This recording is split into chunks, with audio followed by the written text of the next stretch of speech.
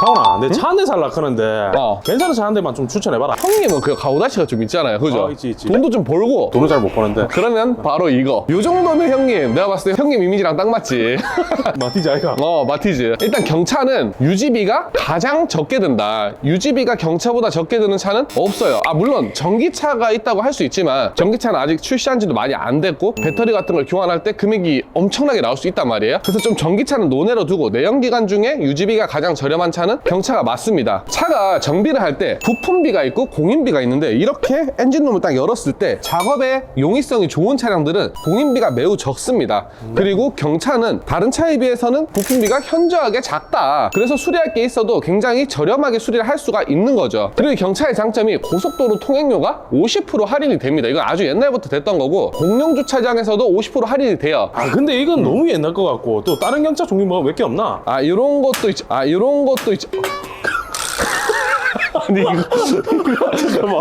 나 진짜 박살내 붙잡고. 네. 팔아야 되는데. 내가 사줄게. 이게 뭐 15,000원밖에 안 합니다. 와 이거 깜짝이야. 근데 이건 너무 옛날 것 같고 또 다른 경차 종류 뭐 몇 개 없나? 기아에서 나오는 모닝이 있고요. 또 레이가 있죠. 저기 보이는 게 이제 더 뉴 레이. 저런 차종도 가성비가 꽤 있어요. 그리고 현대에서 이번에 새로 나온 캐스퍼 정도가 우리나라 기준의 경차에 들어가는 차량이에요. 자, 그리고 경차가 타기에 너무 좁지 않냐, 불편하지 않냐라고 얘기하시는 분들이 많아요. 그런데 그 중고차 파괴자 알죠? 그 친구가 키가 아니면 한 188에 130km 나간단 말이에요. 그런 친구도 스파크를 타고 다녔습니다. 안녕하십니까. 안녕하세요. 차 어디다 내지? 웬만큼 크지 않는 이상은 못 들어가서 운전을 못할 정도는 아니다. 근데 인터넷 보니까 레이 막 이렇게 차 뒤집어져가지고 위험하다는 그런 썰도 많던데. 그러니까 이런 레이가 그런 얘기가 있긴 있는데 사실상 뒤집어질 상황에는 어떤 차든 뒤집어져요. 다마스 같은 거는 정말로 좀 잘 뒤집어지는 그런 차가 맞는데 레이 같은 차는 ABS니 뭐니 다 들어가 있기 때문에 쉽게 전복이 되지를 않아요. 근데 난 경차는 좀 별로고 좀 가오다시 좀 나는 걸로 좀 추천해줘봐라. 가오다시까지는 솔직히 아니지만 뭐 어디 가서 안 빠질 정도로 타고 다닐 수 있는 차, 가성비 있는 차 또 소개시켜 줄게요. 그렇지. 요거 아반떼. 경차랑 마찬가지로 아반떼도 연비 죽이거든. 복합 연비가 15가 넘습니다, 가솔린 모델이. 그럼 고속주행에서 거의 20을 뽑아낸단 말이에요. 그 정도면 연비가 정말 좋은 편이에요. 그리고 아반떼 정도면 경차에 비해서 승차감 자체는 정말 말도 안 되게 달라져요. 이게 아반떼에서 그랜저 가는 것보다 모닝에서 아반떼 가는 게 차이가 훨씬 더 큽니다. 그 정도로 승차감 차이가 모닝에 비해서 혁신적으로 나면서 연비가 좋다. 그렇기 때문에 좀 좋은 차라고 저는 생각을 해요.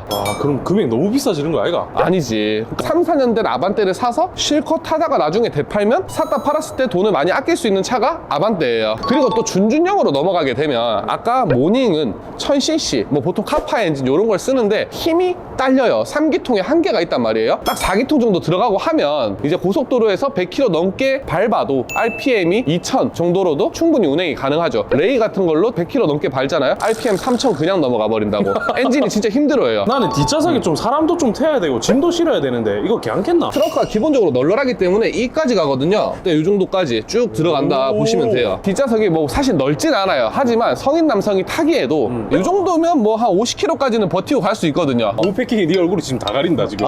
잘 안 보인다. 제가 다리는 짧고 상체는 길어가지고 정말 현대의 명차인데 아반떼 하면 좀 사람들이 무시하더라고. SNS에서 막 벤츠 이런 것만 보다가 이 아반떼를 봐버리면 사실 내장재 같은 것들이 좋지가 않습니다. 보면 플라스틱이 정말 많아요. 이 플라스틱에 천장 같은 데 보면 부직포에 막 이런 데서 잡음 좀 올라오고 보시면 바로 떼진단 말이죠. 손으로 떼는데 바로 떼진다. 좀 견고함이 없네.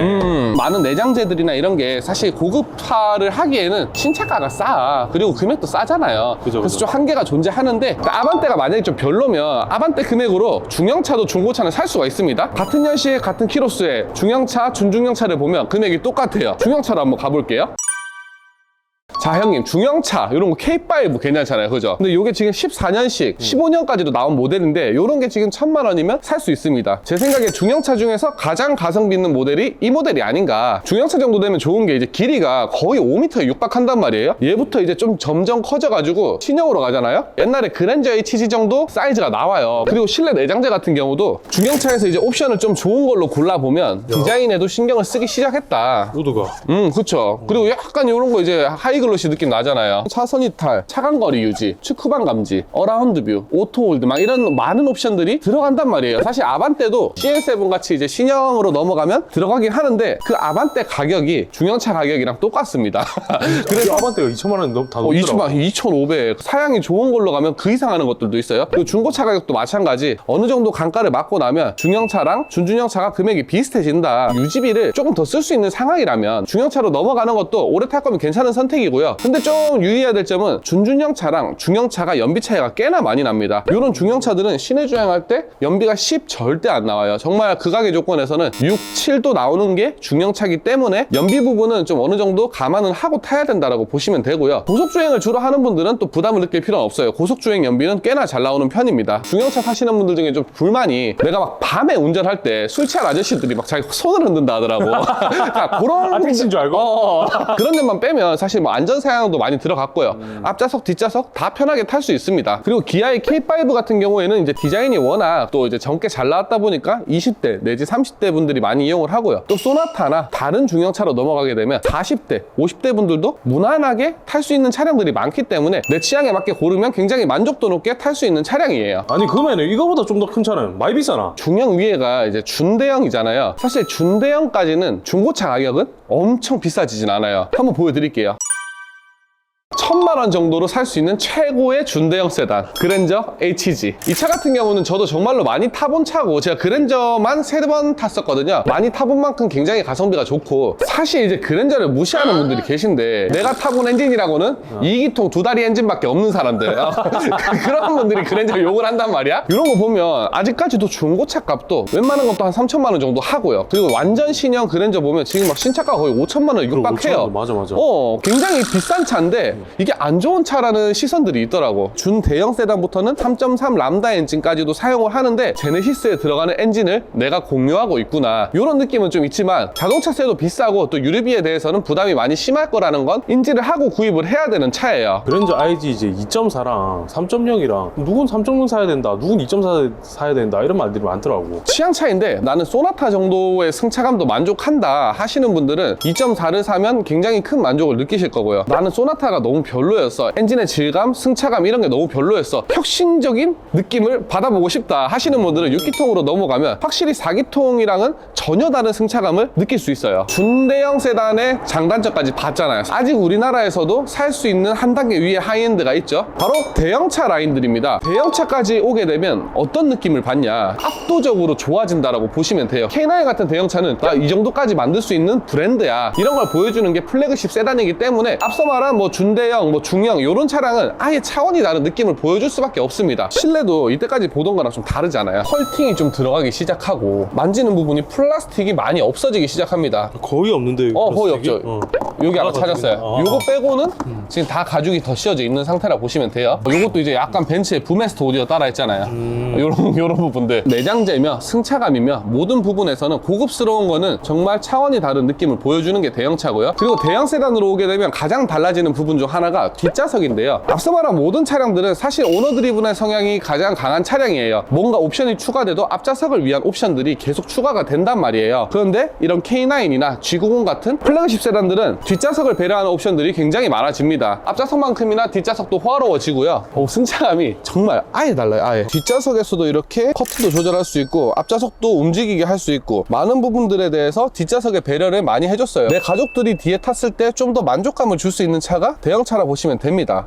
자, 이렇게 엔진룸을 보셔도 아까 처음에 우리 경차를 봤을 때랑은 확연하게 다른 내부를 보여줍니다. 사실 이것도 수입차에 비해서는 정비의 용이성이 굉장히 뛰어난 게 이 정도예요. 근데 정말 뭔가 빼곡히 차 있죠? 야, 뭔가 되게 복잡하게 생겼는데? 그러니까 공인비도 더 많이 드는 것이며 안에 워낙 옵션들이 많으니까 뭔가 고칠 일도 많고 정비 비용이 또 보증이 끝났을 때는 많이 지출이 될 수 있는 그런 차라 보시면 되고요. 그리고 연비 지금 딱 보시면 V6, GDI 3800cc 이 고배기량의 엔진을 2톤이 넘는 차를 끌고 다니려면 굉장히 기름값이 많이 들 수밖에 없다. 그래서 이런 대형차를 타시는 분들은 연비는 그냥 좀 포기를 하고 타야 되는 그런 부분이 있습니다. 그리고 자동차세 같은 경우도 배기량을 기준으로 자동차세가 매겨지기 때문에 자동차세도 우리나라에서는 가장 비싼 수준이다라고 보시면 되는 거예요. 야, 근데 이 진짜 마음에 드는데 이거 끌고 다니려면 많이 비싸나 이런 거는? 아까 1000cc 엔진에 들어가는 엔진 오일 양이랑 이 3800cc에 들어가는 엔진 오일 양 생각해보면 당연히 답이 나오죠. 여기 더 많이 들어가고 그 타이어 같은 경우도 경차는 막 작잖아요. 준중형, 중형 다 작단 말이야. 근데 얘는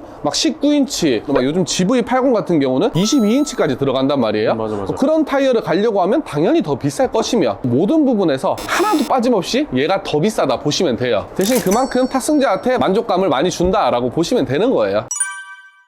자, 이렇게 경차부터 대형차까지 알아봤잖아요. 도대체 뭘 타야 되냐? 일단 가장 정답은 내가 무리되지 않는 선에서 가장 좋은 차를 타라. 내가 만약에 돈을 너무 많이 벌어. 그런 경우에 굳이 막 돈을 아끼려고 경차나 준중형차를 탈 필요가 없어요. 내가 여유가 있으면 좀 좋은 차를 타고 다니면 내 삶의 질이 또 올라갈 것이며, 내가 지금 막 사회초년생이고 쪼들리는 상황에 이런 대형차로 가오를 잡고 다니려고 하면 또 삶이 쪼들리는 거예요. 내 능력에 맞는 것 중에서 가장 좀 좋은 급의 차를 사면 가장 만족스러운 선택이 될 거라고 생각합니다. 감사합니다. 중고차의 모든 것이었습니다.